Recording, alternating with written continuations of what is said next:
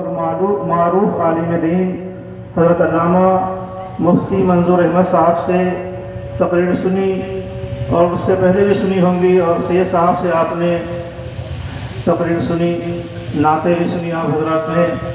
چند باتیں عرض کروں گا۔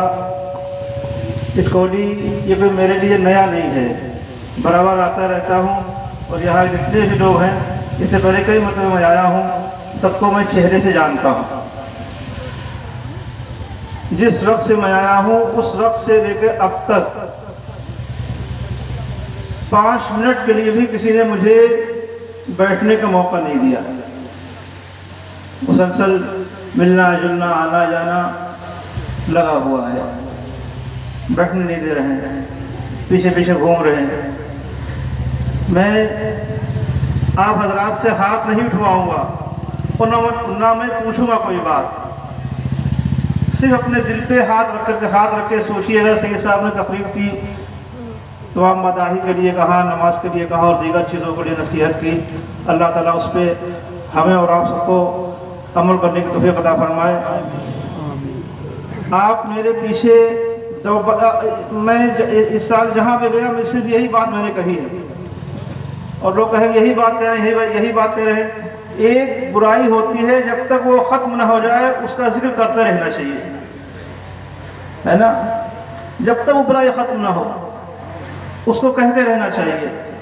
آپ میرے پیچھے دروازے پہ کھڑے ہوئے ہیں، دروازہ بند کر دیا گیا، دروازے توڑے دے رہے ہیں، راستہ نکلنا مشکل کر رہے ہیں۔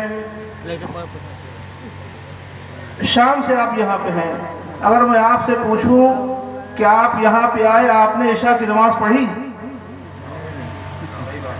ہے؟ اگر ہاتھ نہیں اٹھائیے گا، نہ ہاتھ اٹھائیں گے نہ پوچھیں گے، صرف اپنے دل سے سوچیے گا۔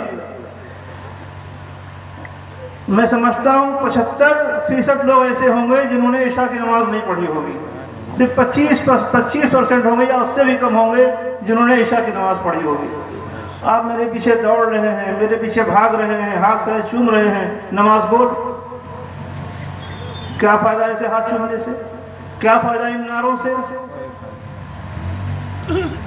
کاش کہ آپ مجھ سے ملنے آئے ہوتے، میرے ہاتھوں پیروں کو چومتے، ان علماء کی، مفتی صاحب کی زیارت کے لیے آئے ہوتے، عشاء کی نماز پڑھتے آئے ہوتے آپ، اور اس کے بعد فجر کی نماز با جماعت پڑھتے، تو میرے ہاتھوں کو چومنا ان علماء کی زیارت کا فائدہ ہی مسلمانوں کو اور ہوتا۔ جتنی باتیں مفتی صاحب نے فرمائی، سید صاحب نے فرمائی، آپ ان کو کہنا بھی نہیں پڑتا ان باتوں کے لیے، ان کیا کریں؟ مولانا صاحب کہہ رہے ہیں نصیحت کر دیجئے، کون سی نصیحت کی جائے، کن کن باتوں کو رویا جائے؟ ایک کمی ہو تو اس کے لیے کہا جائے، 2 کمی ہو اس کے لیے کہا جائے، 3 کمی ہو اس کے لیے کہا جائے۔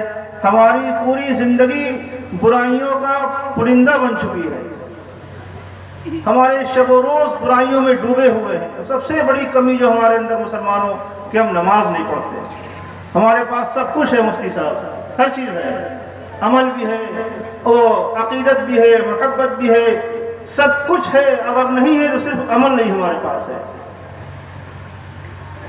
تو جلسوں میں آپ جائیں، علماء کی زیارت تقریر سننے جائیں، ان کی زیارت کے لیے جائیں، کوئی شیخ کوئی پیر آ جائے اس سے ملنے کے لیے جائیں، کم سے کم نماز پڑھ کے آپ جائیں۔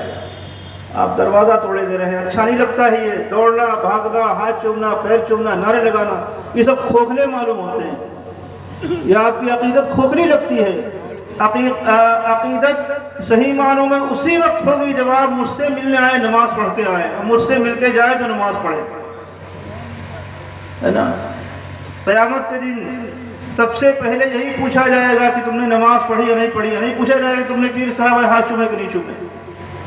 نماز کے لیے پہلے پوچھا جائے گا، اس کے بعد میں ساری باتوں کا سوال ہوگا۔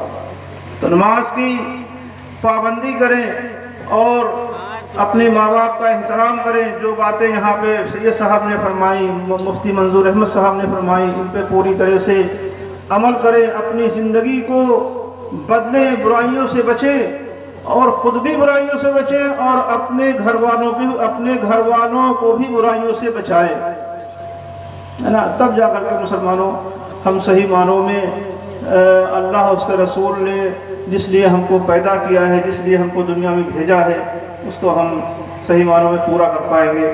جلسے کا مقصد یہی ہے، ہمارے آنے کا، مفتی صاحب کے آنے کا، دیگر علماء کرام تشریف لائیں، ان سب کے آنے کا مقصد یہاں پہ صرف یہی ہے کہ ہم اللہ اس کے رسول کی باتوں کو بتائیں اور آپ حضرات اس کو سنیں اور سن کر کے اس پہ عمل کریں، تاکہ ہماری دنیا ہی بن جائے، ہماری آخرت بھی سنور جائے، ہے نا۔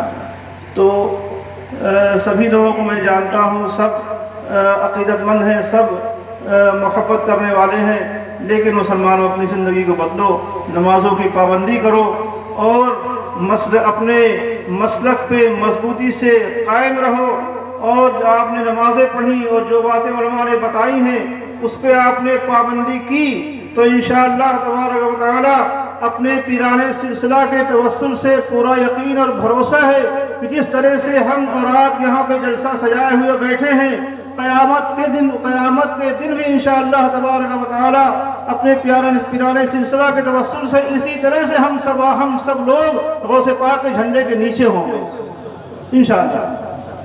لیکن شرط یہ ہے کہ نماز کی پابندی کریں، برائیوں سے بچیں اور جو باتیں بتائی گئی ہیں اس پہ پوری طرح سے عمل کریں۔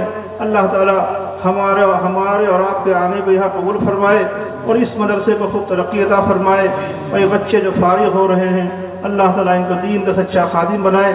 وما علینا الا البلاغ۔ السلام علیکم۔